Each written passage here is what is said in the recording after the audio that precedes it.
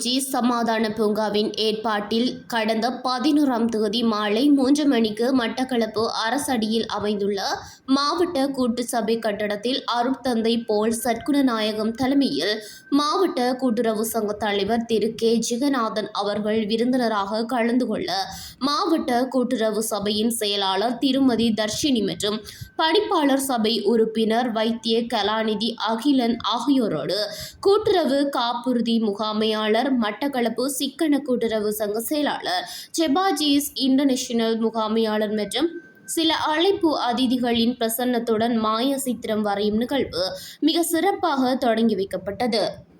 மாய சித்திரம் வரைதலானது வருகை தந்திருந்த அனைவரின் பங்களிப்போடும் கோடுகளாக வரையப்பட்டு அதிலிருந்து அழகியல் நிறைந்த சித்திரம் ஒன்று அடையாளம் காணப்பட்டது. நிகழ்வில் வருகை தந்திருந்த அனைவரும் இணைந்து மாய சித்திரம் வரைதலை ஆரம்பித்து வைத்தனர்.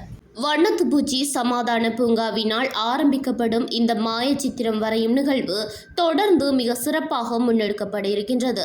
தொடர்ந்து எதிர்வரும் ஏப்ரல் மாதம் பாரிய கண்காட்சி ஒன்றும் மட்டக்களப்பில் நடைபெற உள்ளது. இவை எல்லாவற்றிற்கும் மேலாக எதிர்வரும் ஆகஸ்ட் மாதம் கொழும்பில் கலைத்துவம் மற்றும் வர்த்தக ரீதியாக மாய சித்திர கண்காட்சி நடைபெற உள்ளமையும் குறிப்பிடத்தக்கது.